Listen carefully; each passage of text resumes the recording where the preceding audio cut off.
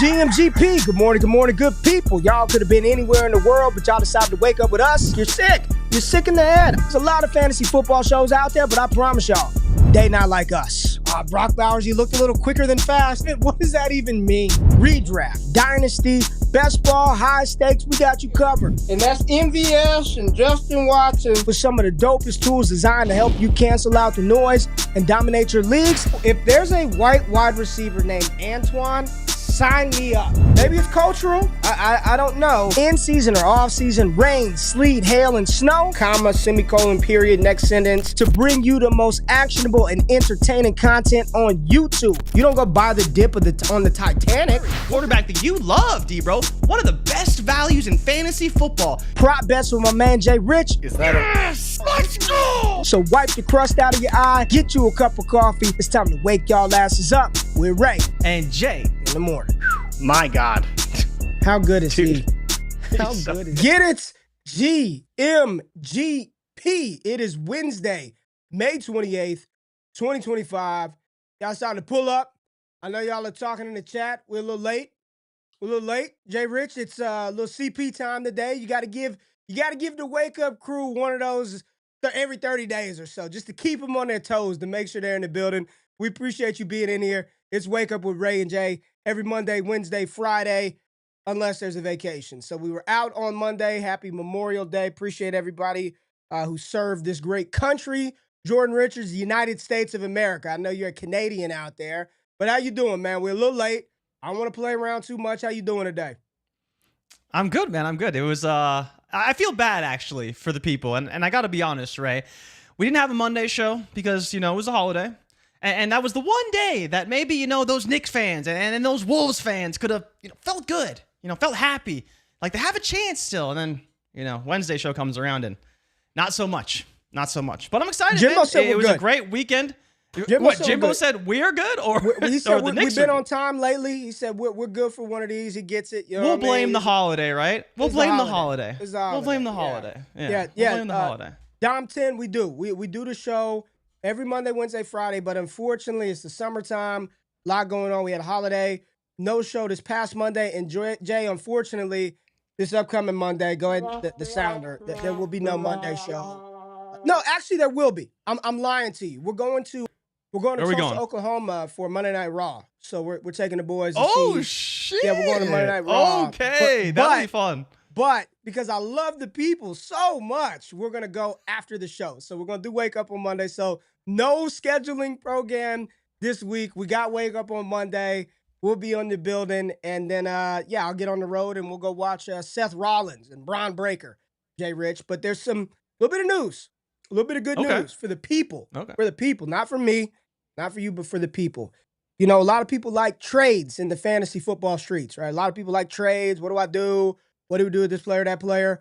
Well, I believe starting this Friday, there will be a brand new show on the DDFFB. That's DD Fantasy Football YouTube channel. Scott Connor, Shane Manila, and the trade goat himself, Ty DeClaire. They've got a new show, JRich. They've got a new show. The Dynasty Deal Show over on DDFFB. I believe this is going live this Friday. This will be members-only content over on the DDFFB channel. These three breaking down your favorites and most frustrating and or confusing trades for Dynasty Fantasy Football. The new Dynasty Deal Show. Scott Connor, Shane Manila, and Ty DeClaire. It's going down this week, Jay. I'm excited for this one, man.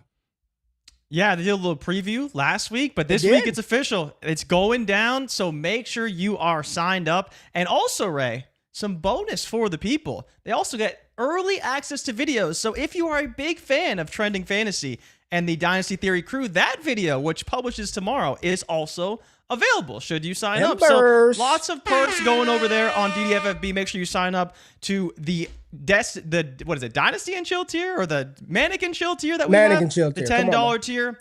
Yeah. Access to all of that great content, early access to content, access to the live streams, exclusive stuff. And I do need to hear from you people as well, because We can put in exclusive emojis. We can give all the tiers and memberships different things. So I want to know from you guys, what are the things you want to see added to this? What do you want me to add? And maybe it could be coming to a channel near you in the very, very near future. Yeah, so get excited for that. It's going to be fun. There's going to be some exclusive content. I'm really feeling this type of show in the evening time. JRich, again, we got to figure out the name. Turn down, late night, get in bed, whatever you want to call it. Sure, the people will give us the name. Don't get in bed with Ray and Jay. You can't. It's Wednesday. We can't do that. You can't get in bed with us. So that's a Friday title right there. But more content coming for the people. It's exciting. Football season is here, Jay. But and nothing signals like the start of the turnover of the calendar year, new NFL season, like players actually getting on the field and playing football. And that's what we've got right now with OTAs kicking off, ramping up, and before you know it, it's going to be full-fledged training camp season, Jay. So I want to talk through some of the hype that we are buying and or selling from camp clip season. This is camp clip season. I'm tweeting out every damn camp clip. You're tweeting. You're seeing everybody tweet them out. Like that's where we're at, right? It's exciting. Can we set the tone early? Don't be one of them people that poo-poos on us for showing camp clip. There's nothing else to talk about. There's no other football on the TV. I know Emery Hunt is pissed off people aren't watching UFL, but there's nothing else on TV. So let us have some fun with camp clip season. Are you excited that OTAs is here, Jay? Who are you most interested in seeing? I guess this cycle. I mean, we've been talking about the Browns forever. We went through a bunch of tush push stuff, but are you feeling? Are you getting back in the groove right now? I think the one for me probably is the Chargers, right? I could say Henderson and say the Pats, and obviously I'm excited for them. But Ray, I don't know if you knew this. Their win total is 8.5. Whoa, that's a little bit bold, even with that schedule. We've talked about, the Niners and how good they're going to be, but we expect them to have a good camp and all that stuff. But really, for me, it's the Chargers because the hinge player for that team, I think, is Amarian Hampton and kind of what happens with Trey Harris and how this offense develops. They added a ton of playmakers offensively to this team, both in free agency and in the draft, and kind of how's that all going to come together. So I think once we get a clear picture on that, we'll have a good indication as to what this team's going to be. And I'm a big fan of Justin Herbert, so very excited to see what he becomes as well. But yeah, I think the Chargers and kind of how they balance all these new players and how this offense could look with my personal favorite and Ladd McConkey, of course, as well. Let me tell you what I'm most interested in seeing, and I think Anthony West just nailed it. He just nailed it in the chat. Shout out to Anthony. Appreciate you being here, man. Said excited to see more Travis Hunter this offseason. I think people are going to regret letting him slide early in rookie drafts. Okay, so shout out to my dog, Coach Speaks Index, man. He does a great job of breaking down coaches' press conferences, what they're saying at the podium, what they're saying to media members, and he's got this system, right? He's got the system to grade how viable or credible or how much they fucking lie. That's pretty much what he's kind of breaking down, right? Excuse the language early this morning. But he was talking about Liam Cohen's comments in regards to Travis Hunter. I'm going to pull that up right now and read that for the people who cannot see this. So this is Coach Speak Index at Coach Speak Index on X. Jaguars head coach Liam Cohen's comments today provided us with the clearest picture yet on the offensive and defensive splits we can expect with Travis Hunter. Sounds like Hunter's defensive snaps early on will be more on the third down, high leverage variety. So this comes after basically the clip came out that Hunter was again working with the offensive side of the ball in the media available portion of practice. But the coach came out and said, hey, he's been in the defensive meeting rooms. He's going to play defense at the next level. But based on the comments and kind of parsing all this together, sounds like Hunter's defensive snaps early on will be more of the third down, high leverage variety. I went on to tweet. I said that for Travis Hunter to become the type of cornerback prospect that we all thought he could be, coming out of Colorado, this is a generational talent. He can make it happen on both sides of the ball. I said he's not going to achieve that unless he's getting those reps in practice. If you want to be a great cornerback, Champ Bailey, Patrick Peterson, Darrell Revis, Jalen Ramsey, you can't just do it a little bit, right? You've got to go out there and hone and fine tune that craft. When you see these comments and he's going to be a third down, high leverage variety type, what is this to me, Jay? I've been saying this since December, November. He's a better receiver than he is corner. I believe he's going to be a full-time wide receiver in the NFL. What are your thoughts on Liam Cohen's comments on Travis Hunter? I mean, I think it makes sense just based off of what we've heard so far heading into rookie minicamp and, now all the way into OTAs. He's been playing offense. I think the bigger question for me to you, Ray, is do you think this could actually work? And do you think there's a world where, let's just go to the Shohei Ohtani narrative. There's people who believe he's never going to pitch again. Now, that is because of injuries more so than because of talent, but he may just become a full-time designated hitter, and the Dodgers may just be happy with that. So when you hear a player like Travis Hunter, obviously supremely skilled, very talented, and for people who missed the little piece about his practice, he's basically going to play offense or defense in practice, at least right now. He's not going to be playing both sides of the ball in the same practice. They're trying to keep him focus on whatever side of the ball he's playing that day, which, again, I think makes a lot of sense. But do you think, Ray, that this idea of high leverage situational defense can actually work? Because it's again, these are the moments when it really matters. Okay, cool, you want to have your best players on the field, but if you're not playing full-time and you're not acclimated with the defense full-time, do you think that it's going to work long-term potentially for Hunter to be in these high-leverage situations defensively? Because if he makes a mistake, it's amplified because it's you could have had a full-time DB on the field rather than Travis Hunter. And kind of how do you think that could work? I guess it could work fine. I guess. Yeah. I guess. I am nowhere. Not that I need to say this, Jay, but just to put it out there, just in case you, my friend, were curious. I'm nowhere near the athlete or the cornerback that Travis Hunter is or will be, right? Yeah. But I do understand the amount of time it takes in order to try to be good at that position.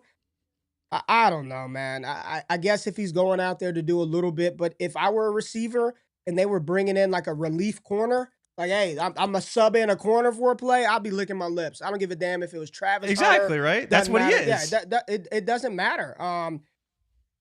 Honestly, man, I would be licking my chops at that opportunity to go against somebody they're just bringing in off the bench that's been playing offense all day. If you're the Bengals, you're throwing Jamar Chase right at him first play. Right? You're going to make it happen. You want to bring him in off the bench? Jamar, go to the slot. That's what I'm saying. Let's go. You're going to run a bang 8 from the slide. You're going to run a double move. We're going to cross. We're going to mesh concepts. We're going to confuse him so bad that it's going to blow coverage on the back end, and we're going to have a wide open man. Now, maybe he's the one that can do it. It just seems very difficult, Jay. It seems like a very difficult task to just kind of be a relief cornerback at the next level.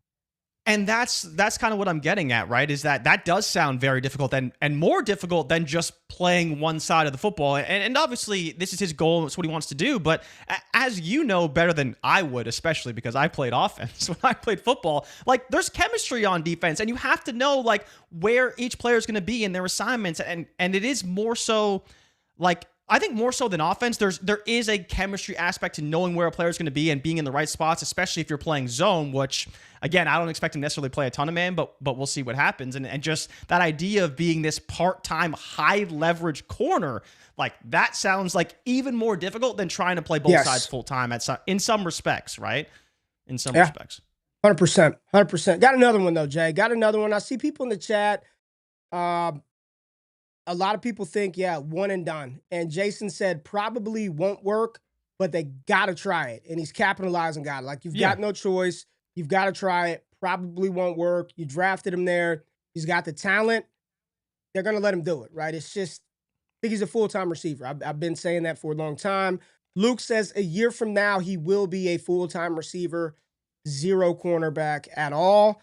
And then we got a couple of people. KMG, the King, says, I think Hunter plays very little on defense. Well, let's talk about Travis Hunter's former teammate, JRich, because what is a Wake Up with Ray and Jay show without a little Shador Sanders talk?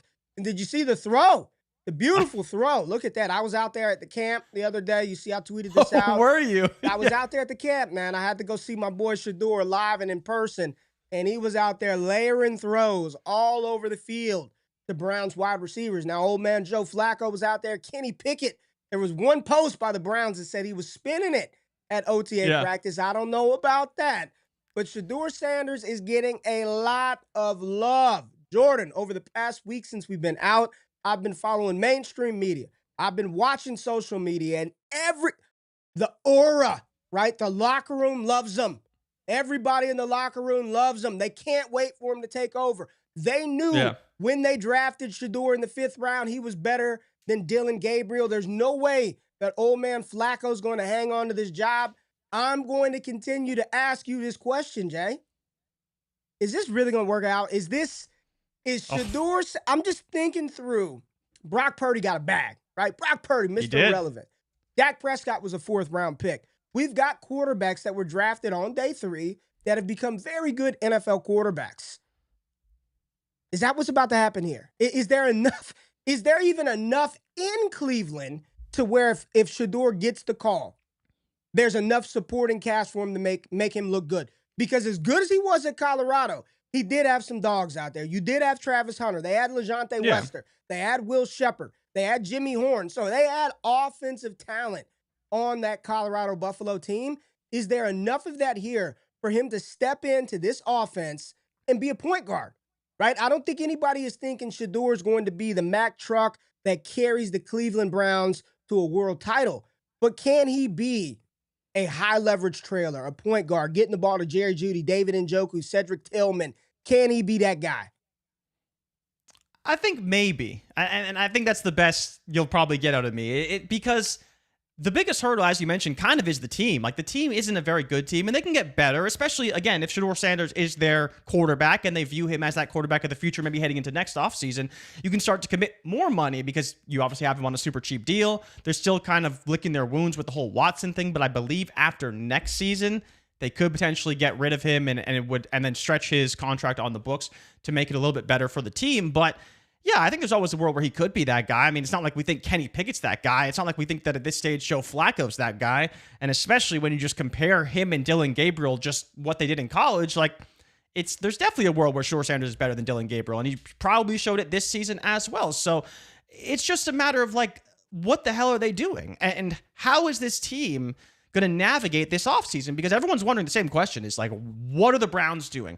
What is this quarterback plan? Is there a plan? And is it just Shador Sanders needs to just win the job, right? And once that happens, all will be forgiven. But that's my question to you, because that's the part that I can't figure out. If they go to Shador Sanders ahead of Dillon Gabriel, which we kind of expect at this stage to happen, we'll see if it actually does. Do you think there's a world where if he's bad, they could go back to Kenny Pickett, to Dillon Gabriel? Because I think once you go to Shador Sanders, that's it. You probably ride it out. You probably ride it out. Unless he's awful, right? Unless he's just... Which he could be, but because this team is awful. No, I'm just saying, but the team is awful. Right. So if he looks really, really bad because the team is bad, that like this happens in the NFL, right? And Shador's not a quarterback, at least I don't view him as a quarterback, who's going to overcome a really bad circumstance, right? Like you throw him in what happened with what Drake May had last year, he's probably going to look really, really bad, and that's just what happens in the NFL. Caleb Williams, obviously the same thing. It didn't work out for him either, and he had a decent circumstance, just the offensive line was bad. So that's where, for you, do you think like first half of the season we see Shador Sanders start a game for the Cleveland Browns? No. And we can go to the schedule if you want. No. Because the schedule is tough. No, I don't. We don't have to do. I don't think the first half of the season he plays. No. Right? So then you get into a situation where, kind of like I laid out, is once you go to him second half of the season, it'll probably just be Shador Sanders the rest of the way. Because as you mentioned, people are rooting for him. He's going to sell tickets. He's going to sell jerseys. Like, all the things that matter to bad franchises are going to come to fruition once you start playing Shador Sanders.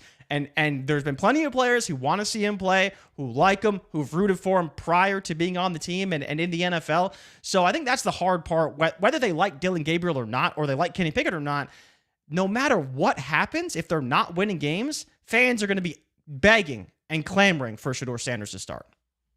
Right. Let's talk about another again. And I'm going to keep bringing him up because I do think, and we talked about this 2 weeks ago. I think we talked about Cam Ward 2 weeks ago and maybe underrating or undervaluing how good or how much of an opportunity that Ward has in Tennessee. Jay, every day that goes by and I'm reading about his command of the offense in Tennessee. I'm seeing clips like this. Ari posted this rocket from Cam Ward to Calvin Ridley on a dime, probably 90 yards down the field with the flick of a wrist. I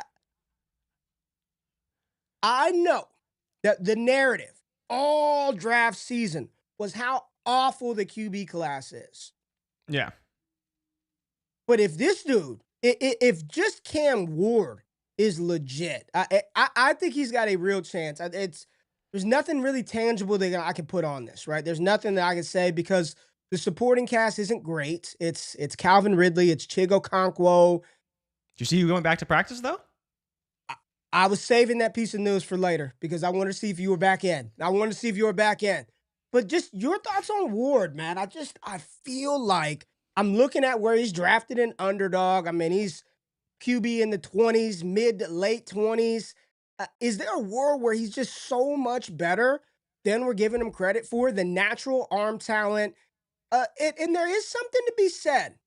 There's something to be said about a player who had to get it out the mud, right? Cam Ward was a zero-star recruit who went to Incarnate Word, then took his talents to Washington State, then took his talents to Miami. I mean, he was in college for a long-ass time. He was there for a long time, and it seems like everywhere he went, got a little bit better, make that team a little bit better. And he turned himself into the number 1 overall pick. Cam Ward, Jay, talk about him. I'm excited for Ward, and this comes from someone that wasn't all the way in when he transferred to Miami. You know, and you go back to this show especially, right? How long has Cam Ward Truther been in our comments? Cam Ward, number 1 overall pick. Been in Cam for Ward, years. gonna best quarterback in college football. And look, what are we saying now? We're saying, man, he might have been right. And that's the crazy part. And I will say that the thing for me, honestly, especially when it comes to this topic in particular about Cam Ward, I believe that Cam Ward is talented enough to succeed in the NFL, but it's the coaching staff that I don't know if I believe in right now. And what he's Brian Callahan is going to do for that team. He will outlast. He will outlast them. That roster, 100%. Yes, he will outlast them. But these first couple of years are obviously paramount to his development as an NFL quarterback. And the biggest thing with Ward has always been the risk taking and the ability to fit the ball in tight windows. Those go both ways in the NFL. Sometimes it's a 30 touchdown, 10 pick season. Sometimes it's a 20-20 season. And those things are going to happen. And so can they develop an offense that works for his skills and he's able to command the offense in a way that isn't too risky depending on how they want him to play. And I think that's the hard part for Ward because he could come out the season, start with 7 touchdowns in the first 5 games. You're like, oh man, Cam Ward's looking good. But he could also come out and throw 5 picks in the first 8 or 9 games. And you're like, okay, that risk-taking, that ability to know your talent, but again, overemphasize what you can do at this level is, I think, the key for Ward and his success. But I think they have pieces in place. I'm not a big fan of the team, but the offensive line should be much improved, and I'm excited to see what Ward can do this season. Well, since you brought it up, I don't want to bury the lead. He's got another weapon back. Looks good. He's got a weapon back. Treylon Burks back at Treylon looking like that Zion Williamson of wide receivers. Treylon is looking thick out there. What do you think about old Burks? Are you back in on Burks, JRich? I will say, Ray. Here we go. I think that there is nothing wrong with being back in on Treylon Burks. Nothing wrong with it. Jay. Like, there's nothing wrong with it. He doesn't have Ryan Tannehill. He doesn't have Arthur Smith. Like, if he just goes out there and run a couple slant routes, like maybe he could be the A.J. Brown that we all thought he could be out of college. You know what I'm saying? Maybe not A.J. Brown level of success, but like, you just give him 60 targets, maybe he can get you like 700 yards. Targets, all right. You know, let's go. Downfield threat. You know, the chat loves him. He's a big boy, man. Back, Jimbo. Like he's a big, strong, physical receiver. And let's not forget, Ray. I believe it was, man, it feels like it was ages ago now, but it was 2 years ago in Pittsburgh. And you remember those when he caught that crazy sideline catch and he got injured. And got injured. Like, no, not Treylon Burks. Crazy but the flashes. Last year, I think it was week 1, down the middle of the field, it was a bomb. Caught it, touchdown, hurt, out. He's got he's got the splash plays. Like, he has the splash plays in him. And that's why I'm like, man, maybe. like, just me. And again, like you said, quite low, JRich. That usage is pretty pathetic by him. I'm just letting you know. It's part of Cam Ward. It's part of Callahan. And it's part of there's just nobody there. Like, we're talking about an offense of Tyler Lockett, Treylon Burks, and Calvin Ridley. With the right quarterback, right OC, maybe, just maybe, it could be all right. Maybe, just maybe, it could be all right. All right, let's talk about a good player. Let's talk about a good player that people are very, very excited for. And I mean, this team does this player a great service with these clips too. I mean, the clips are outstanding. Let's go out to the NFC North. JRich, could we go to the NFC North quickly and talk about, of course, one JJ McCarthy, who apparently has been lighting it up in OTA practices? Of course. No, that is not Eddie Lacy right there. Let's get that comment off of the thing.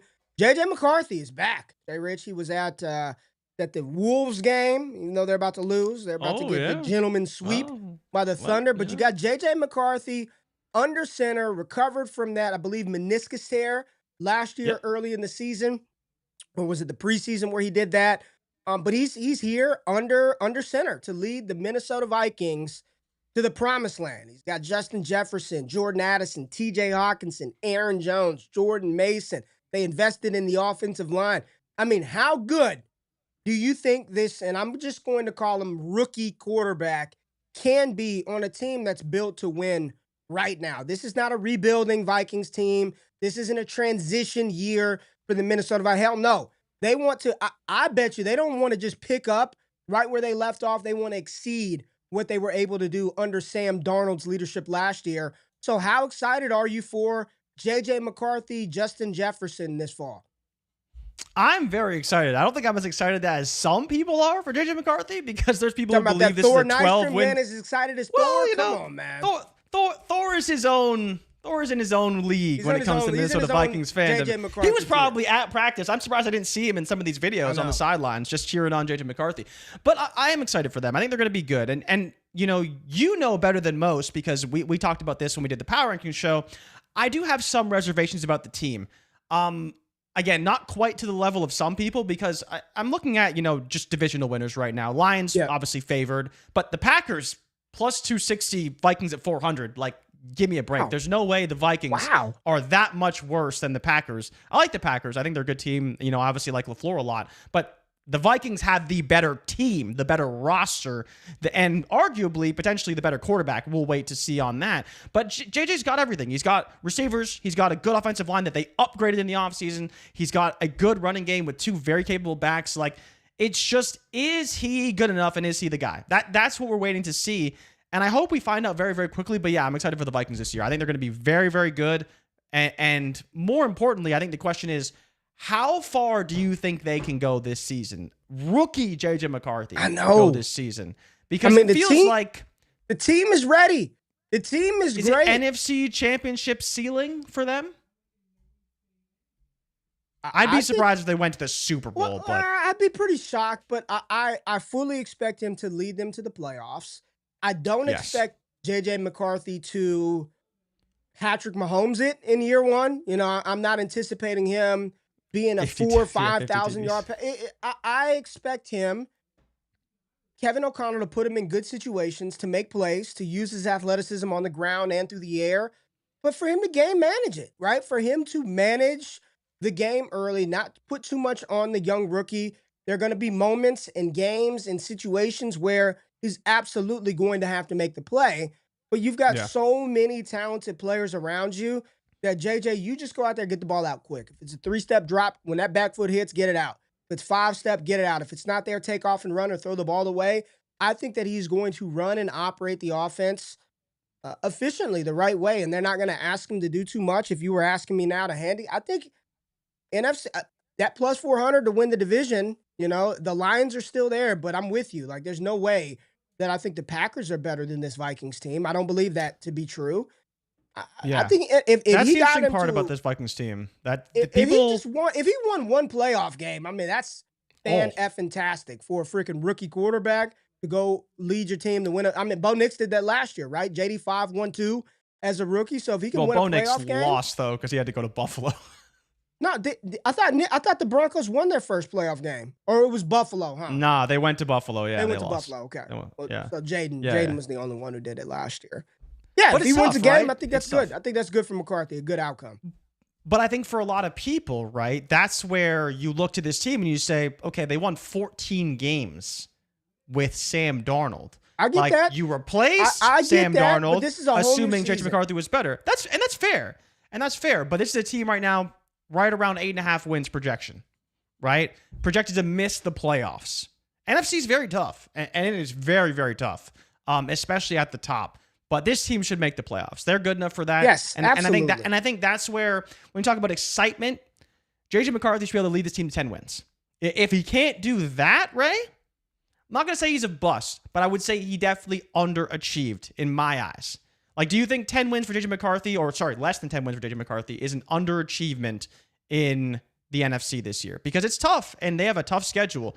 But this team is better than it was last year, sans Sam Darnold, and we'll see about that. But the rest of the team is, I'd say, significantly improved in just about every aspect.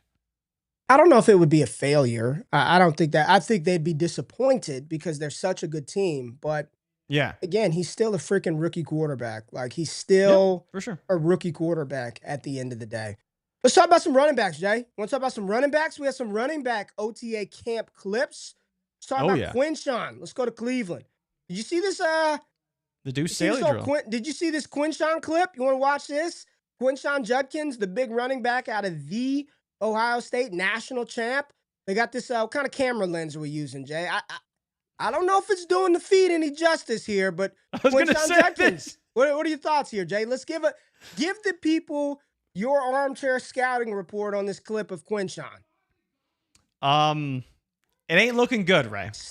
Look, stop. I've never ran the Deuce Staley drill. I'm sure I would look horrible doing so. You'd trip over both bags. You would trip over both bags. No, I trip over one bag. I'd probably trip going to my right because I'm a little bit better going to my left, but that's besides the point here. Judkins is doing his thing, and most importantly, we don't know the speed to which he's being asked to run it. We don't know the technique to which he's trying to run it and how he's being coached and all this stuff. But I'm excited to see him on the team, right? And more importantly, Ray, this is where we get into the nuance of this kind of stuff. And it's why that I feel like teams push these narratives. Where's the Dylan Sampson clips, Ray? Have you seen any Dylan Sampson clips? I've not seen many Dylan Sampson clips. So just think about what's going on here. And everyone's saying, even us, we're saying draft Dylan Sampson. He's a value. All this stuff. Where's the Dylan Sampson clips? He's got to be in that line somewhere. I haven't seen him. Well, we got more running backs. We've got more running backs. We got more running backs. I was out there at Pittsburgh camp the other day, and I was watching Caleb Johnson, JRich. So I posted this video. Caleb Johnson is a big man. You see him right there. This is a big running back. Now, he does the damn drill wrong, right? He does the drill wrong, JRich, but we're not worried about that, right? The size of this running back compared to everybody else on this roster, and there were beat reporters who were out there with me at Steelers OTA camp. They were saying the same thing. He's huge. He is a massive running back with quick feet, good burst. I mean, look, he's giving me some Lev Bell. You put that 2.6 on him. You put that 2.6 on him. He's got those patient feet. Yeah. Quinn Sean, Caleb Johnson. What do you think about this tank right here, Caleb Johnson? I mean, it's good that Najee Harris isn't in his way, right? This is the same thing with Omarion Hampton. We're excited for Omarion Hampton. He looks like a damn unit out there. And then you got Caleb Johnson at Steelers camp, and everyone else he's like this, looking over all of them. Oh, not so big around here, eh? And he could be the guy. And this is where, when you just talk about like upside players and like players who could break out in a massive way, like Caleb Johnson is absolutely that guy. The Steelers have been a workhorse running back style team for the past decade, it feels like, from Lev Bell into Najee Harris and hopefully into Caleb Johnson. Like, this is what they tend to do. Now, we'll see what Arthur Smith decides to do with his running backs, because we know that he does typically deploy 2 running backs overall, but when he had Najee, man, Najee was kind of that guy, and I expect Caleb Johnson to be that guy, and I don't really know why people would expect different, but I'm very excited for him because the path to playing time, the potential upside. There's still a Jaylen Warren problem. There's still a Jaylen. Why is there a Jaylen Warren problem? What does Jaylen Warren do so well that Caleb Johnson can't play? Yo, first of all, I didn't say he does things so well, but you're acting like Jaylen Warren is a nobody. He's the complementary to Caleb Johnson's Thunder. He is. You can call him lightning if you want. I wouldn't quite go to lightning, but he's the lightning to the thunder. And we know the thunder comes after the lightning, doesn't it? Jaylen Warren. Okay, Jaylen Warren's a good player. JRich, he's a good player. Yes, I'm not saying he's a bad player, but he's also going to be gone after this season, right? He's not getting a new deal. He's good. He's a good player. But if Caleb Johnson takes the reins, you wouldn't be surprised either because he's really good. Yeah, I guess that's fair. That's fair. But what incentive does Pittsburgh have to not use Jaylen Warren this year? Right? There's no incentive. There's no reason not to use him. And despite your disdain for him, he's not a bad player, and he's going to be on the field. He knows what to do. He's excellent on third downs. He's going to be out there, especially the fact they don't got no damn quarterback right now. For sure, but the most important thing here, and this is kind of what you're getting at in the video, is he's massive. So who do you think is going to be playing on the goal line and in the red zone, right? When they're not throwing the ball, it's probably going to be Caleb Johnson running the ball into the end zone, which is what you want to see. You know, there's more to goal line offensive stuff than just slamming up the gut. There's a lot of movement. Sure. You've got to create space quickly in a condensed area. I don't think that he's just automatically going to be in there at the goal line. I'm excited for Caleb Johnson. He was a top 3 back for me going into the process. After he ran a 4.5 and people panicked and said he was ass, he was still a top 3 running back for me, still is right now. But Jaylen Warren's not going anywhere, Jay. Jaylen Warren is not going anywhere in that offense. He's still going to be utilized, and deployed as a feature part of that offense. And when you look at the offense, him and Freiermuth those are the vets there offensively. Yeah. Him, Freiermuth, and damn Calvin Austin. So Warren is going to be out there. Now, this running back, we've been waiting for something. I'm like, man, have you seen the clips? Have you seen any? I haven't seen anything. Jay, I finally got some footage. I was out there at Pat's camp, and I saw your boy, Travion Henderson. We finally got some Hendo footage, JRich, and he is moving through these drills. Look at the feet work. Look at it. 2 footballs.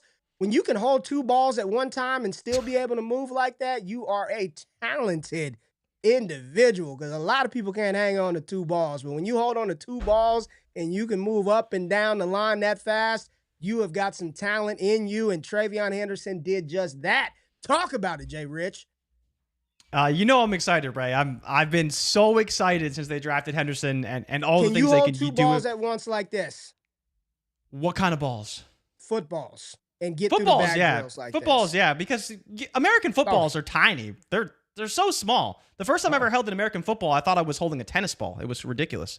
And but yeah, no, Hendo looks good. Come on, man. What do you think about this clip? Why are you commenting on my what are we doing? Glazed tenders. What's going excited on? I'm excited for Travion Henderson. Come on. I'm excited for Travion Henderson. He's going to be very, very, and this is where, like, for people who doubted Hendo because he's playing in New England, like, you're going to be very wrong. You see him just the way that he runs compared to Quinshon Judkins. Yeah. This is the guy that can break a game wide open, and that's why he's going to be so good, so good. Are you worried about? Not worried in a sense that the talent levels are the same, but Ramondre's going to play, right? Like, he's not coming off of the field. Yeah. He's going to be out there.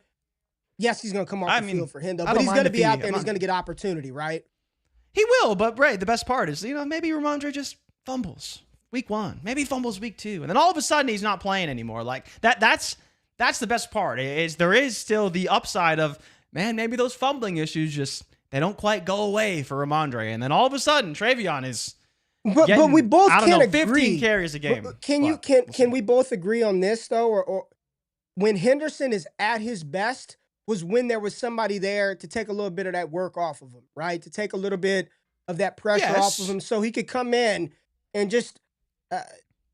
Again, I don't want to. I know we keep using Gibbs and Monty. I think it's. But he is Gibbs. Like this is your Gibbs. If you want a Gibbs in this class, you're looking at him.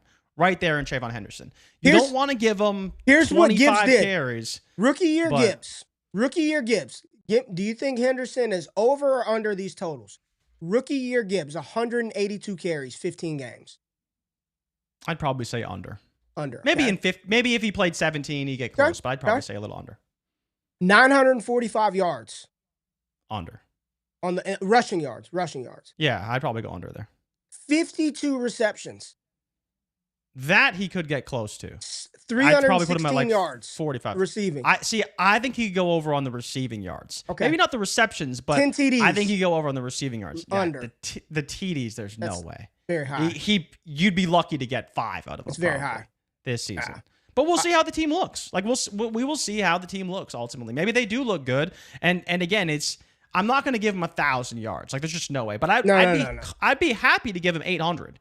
800, 750 on maybe 150 carries, right? Like I think that's a possibility. And then you add in, hopefully he gets more usage in the receiving game, because I think that's where he's even better utilized. I'm with you. And then you look at what Gibbs did and you say, okay, yeah, he could probably do what Gibbs did and maybe even more potentially for this offense. Because I would not be shocked if we get back to the old Patriots where they're running like 5 or 6 running back screens a game to Trayvon Henderson and just letting him work. Because that's honestly where he's at his best. You jump him off a little screen, throw him the ball very quickly behind the line of scrimmage, and he makes a couple guys miss and he gets 10, 15 yards. Sometimes he gets you 70 yards, and we've seen him do that as well. So during the pre-draft process, I did not comp Trayvon Henderson to Jahmyr Gibbs. I think people are forgetting how quickly Jahmyr Gibbs moved in college. Go back and look at him at Georgia Tech. Go back and watch him at Alabama. I do not believe that these two players are the same. I know this sounds crazy because the images of this player that we have in our head, we all have the same images of former USC running back Reggie Bush in our head. Like that. Like if I say Reggie Bush, you know the play, the cutback, the stop. I don't think Henderson resembled Bush in college, but the way that Reggie Bush was utilized in the NFL, in New Orleans, Miami, Detroit, I do think that that's a better comparison for what Henderson is going to be in the NFL. I don't think he's as quick as Gibbs. He's certainly just straight line explosiveness. I don't think he's as fast as Jahmyr Gibbs, but I do feel like he's more of what Reggie Bush was in the NFL. And I want to go look up Bush's Well, Ray, I wanted to actually give you these numbers because this surprised me a little bit. Okay. Gibbs's college numbers. Now, again, you're talking about the skill set, how he plays. I'm talking about skill set. Yeah. But his actual numbers aren't as good as I think people might think they are. Like his career high in carries is only 151 when he was at Alabama, 143 his second year at Georgia Tech. So again, 143, 5.2 a carry, 4 touchdowns at Georgia Tech versus 6.1 a carry, 7 touchdowns in 151 for 900 yards at Alabama. Now, to your credit, he did catch 24 his first season, 36 his second season, and then 44 the year after that. You want rookie year Reggie Bush numbers? Rookie year. How old were you in 2006? First of all, 13. That was 19 years ago. Yeah, 13. Yeah. Or 12, depending on. You probably weren't following this closely, but in 16 games. Reggie? Oh, I was all in on Reggie Bush. 16 games. All in. Under the Gibbs 182, 155 carries for Reggie. Rookie year, 155, 565 yards, 6 touchdowns. 3.6 a carry. Not great. Yeah. Out of the backfield, 119 targets, 88 receptions, 742 yards. Who is his OC? Sean Payton. Yeah. I'm just saying. You look through Reggie's early numbers, he didn't have it. It took until his 6th year in the NFL for him to eclipse over 1,000 yards and over 200 carries. In 2011, that was his first season where he had plus 200 carries, 216 carries for 1,086 yards, 5.0 a tote, 6 touchdowns that season. And then he had 43 receptions that year in Miami. So he had 2,000-yard seasons, a lot of 500-yard rushing seasons. And then Reggie couldn't play, right? Reggie couldn't stay healthy. And I know a Yeah. lot of the issues surrounding Travion Henderson is his ability to stay on the field, but I think I believe he compares more to what Bush did. And if you want to say, oh, he's going to be better, I don't think anybody thinks that he's a better I think talent than he's Reggie coming out, but somewhere you in got to be able to between, stay on the right? field, man. You got to be able to stay on the field. Yeah, he's somewhere in between the numbers you laid out for Gibbs and the numbers you laid out for Bush, right? It's just you're probably transitioning more of the rushing ability into the pass catching ability, which I think is where Hendon is really going to thrive. And that's where when you look at this offense, you say, okay, Ramondre can be the hammer, and then you pile in the fact that you have a dynamic pass catcher who you've talked about, again, not much of a weapon down the field. But when he has the ball in his hands, he makes a lot of big plays offensively, and that's where he's going to be very, very good. And I think he'll show up from day one on the team. All right, Jay, we got another player that we've been excited about, or at least a few of us have. I know for you, this player is not a needle mover, but it looks like the connection is there. Tetairoa McMillan, T-Mac, and Bryce Young getting it going at Panthers camp. And some of the reports early out of Panthers camp, Jalen Coker dealing with an injury. I'm hearing a lot about Xavier Legette and how good he has looked early through Panthers camp. So this right here was a dot from Bryce Young to T-Mac. Are you excited sneakily for this Carolina offense? Like, can Bryce really take this third-year leap forward? And let me frame it to you this way.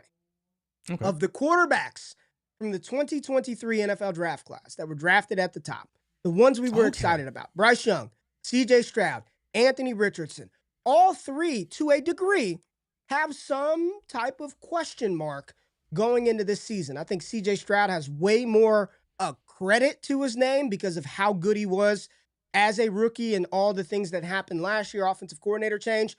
Where are you at for which one of these year three quarterbacks is going to truly have the rebound? Is it Bryce Young? Is it C.J. Stroud? Or is it Anthony Richardson, who Coach Shane Steichen came out and said, I'm still in on, I don't give a damn. You can laugh all you want, make that silly face, laugh, ha ha.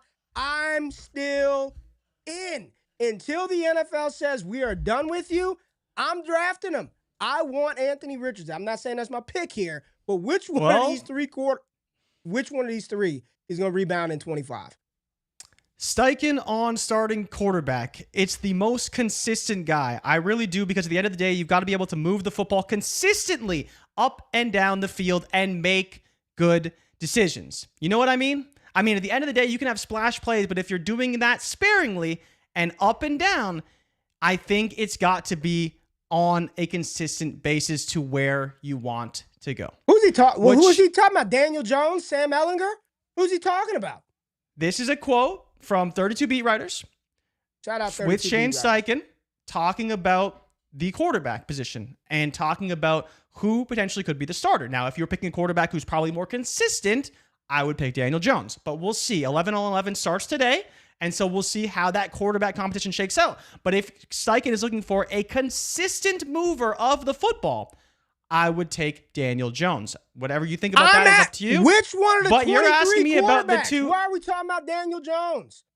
No, we're talking about the 23 quarterbacks, and I was quickly letting you know that AR does not belong in this discussion because there's no way in hell that he is going to have a better season than Bryce Young or CJ Stroud. My pick is CJ Stroud. CJ Stroud, I think, is in line for a massive bounce back. I think especially when you culminate the fact that he still has a bad offensive line. He has very questionable weapons at wide receiver 2 and beyond. If he pulls it together with a defense that we know is probably going to be top 5 in the NFL, he could be in line for a potential MVP caliber season. Now, that's saying a lot, and Bryce Young can certainly rebound, but we should expect a much better season this year from CJ Stroud. The biggest question mark was the offensive line. Second was the offensive coordinator, which they addressed, and they got rid of their previous one.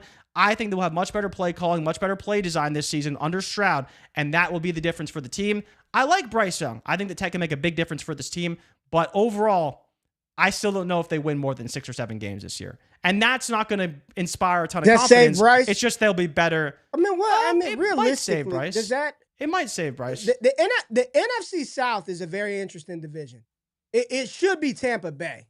Like, they got a good schedule. It should be Tampa Bay with the consistency at the quarterback position with the veterans on that Absolutely. team. It feels like Tampa Bay, I'm pretty sure if you look on DK, they are probably by far They the are runaway big favorites to favorites. win Yeah. that division. But outside of that, you got Bryce, Atlanta.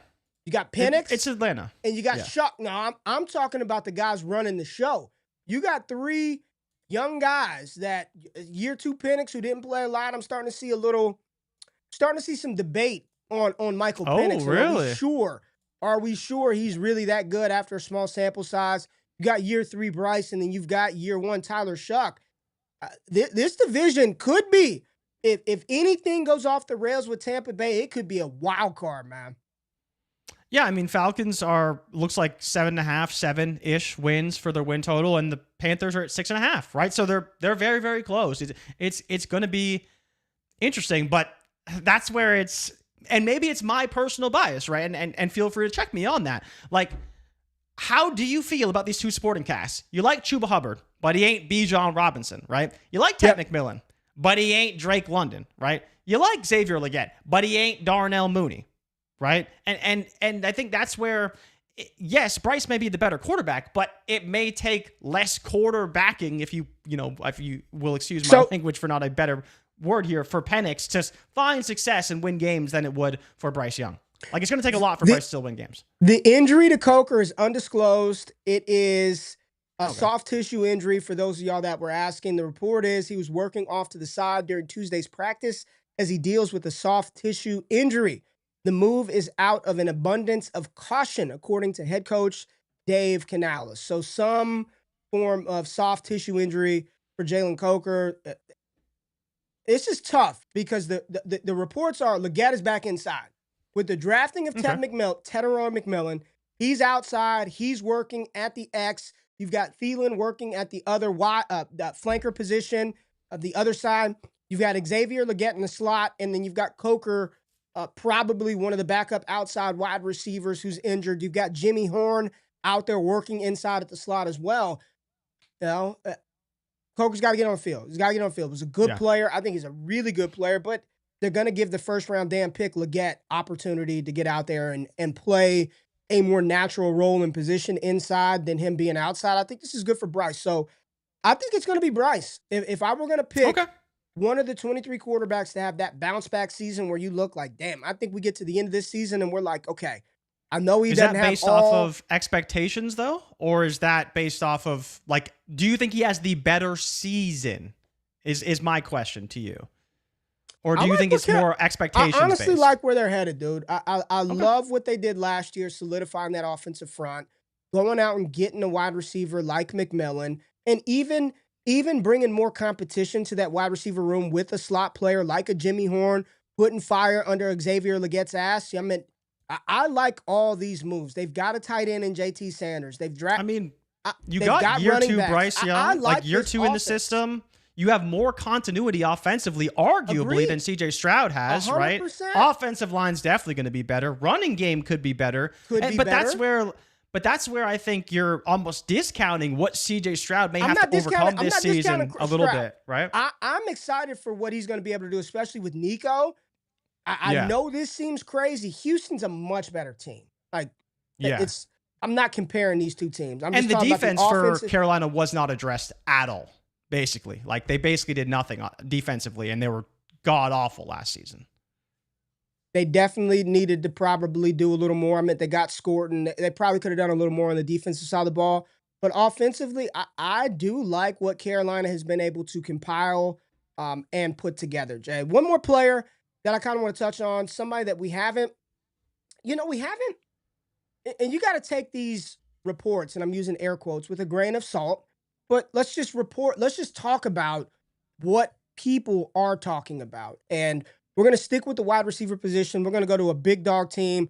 We're going to go to Buffalo because apparently Keon Coleman has shown up to OTAs 10 pounds heavier, completely different wide receiver. But beyond the clickbaity text here, I do think there is a level of maturity that you go through and maturation from year 1 to year 2. I mean, that day to day, we try to be better on the show. What can we do to improve, right? What can we do this season to be better than we were last season? So I do think there's a world where Keon Coleman, I mean, he was not bad last year. He wasn't great.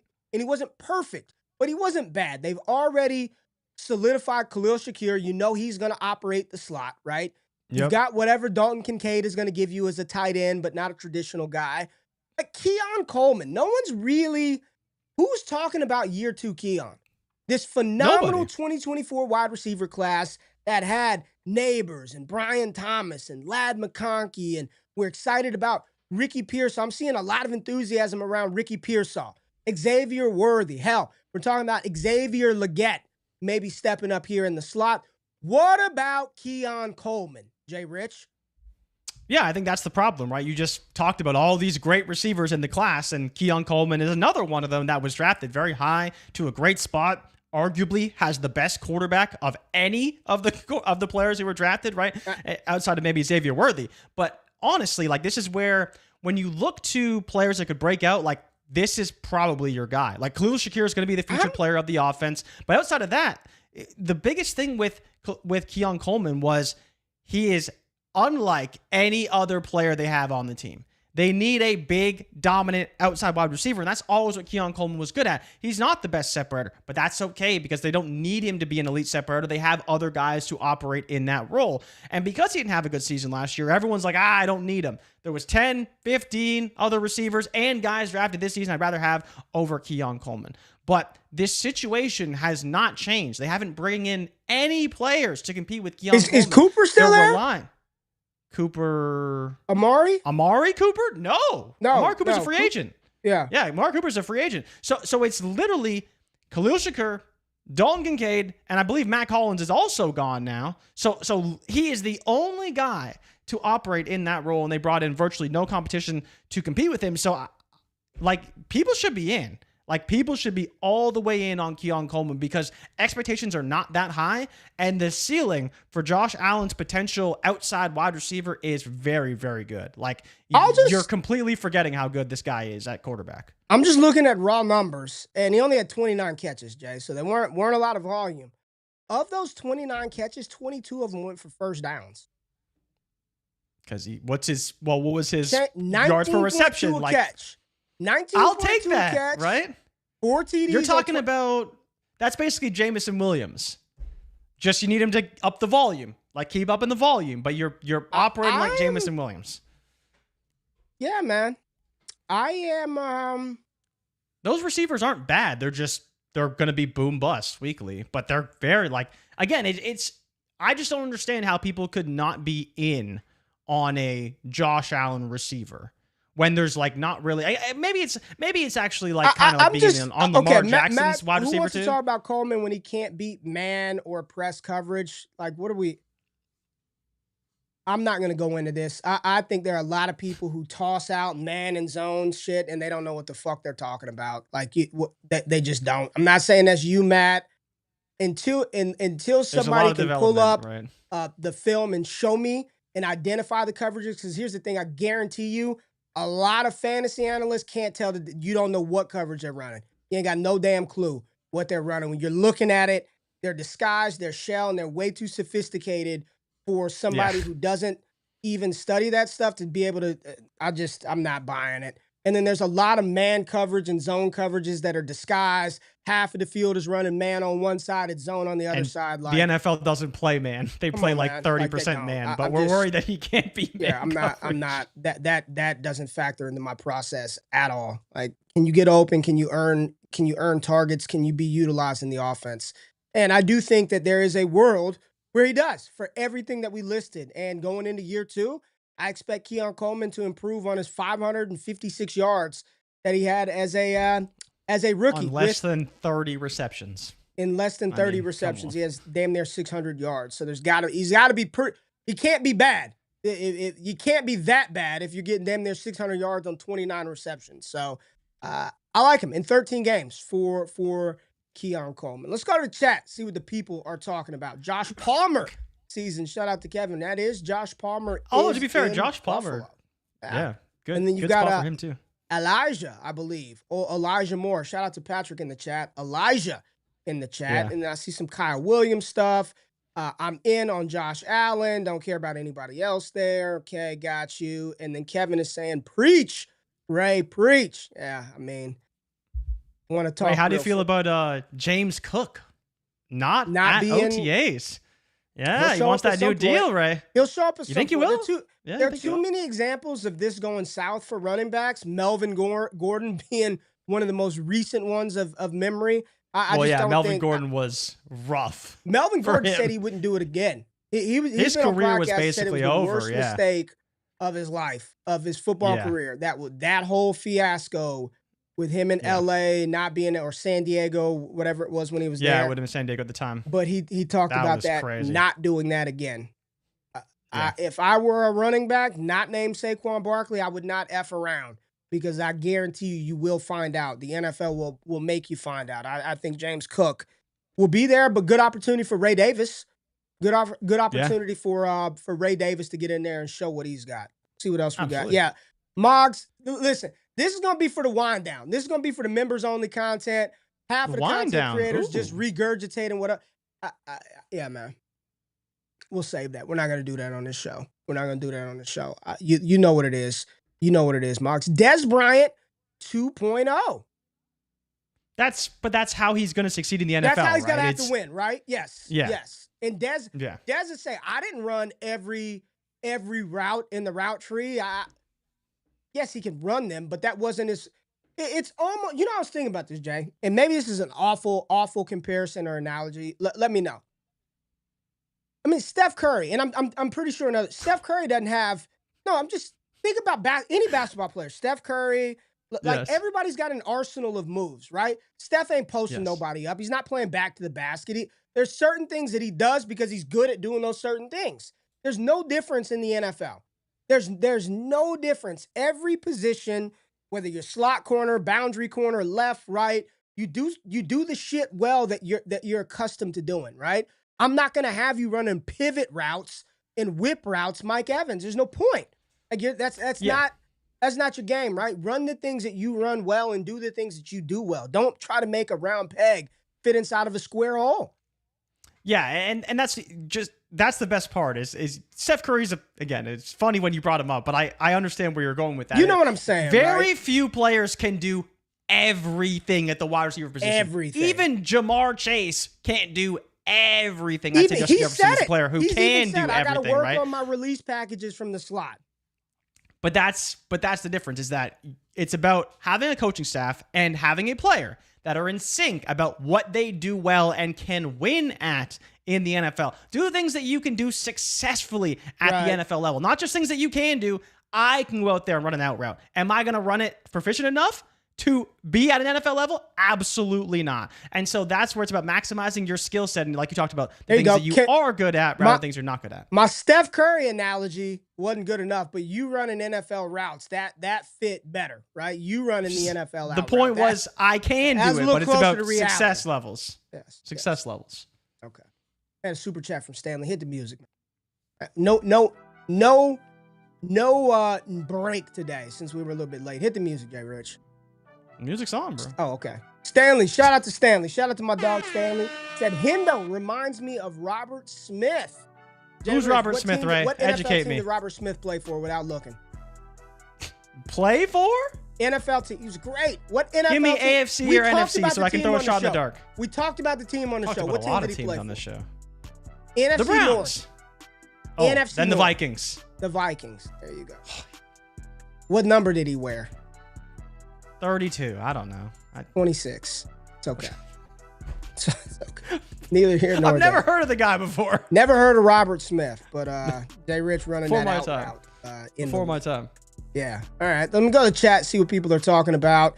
A real wide receiver would get a hog tattooed on them.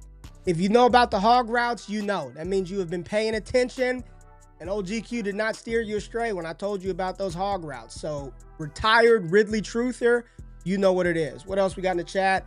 Surprisingly underrated, Steph Curry. I feel, but Steph ain't posting nobody up. He ain't putting back the basket. Vikings running back, yep. Minnesota. JRich didn't get it. Ricky, you got it. Moggs got it. Mr. London got it. JRich don't watch no damn football. JRich cheated via the chat. Moggs calling you out. No, I didn't.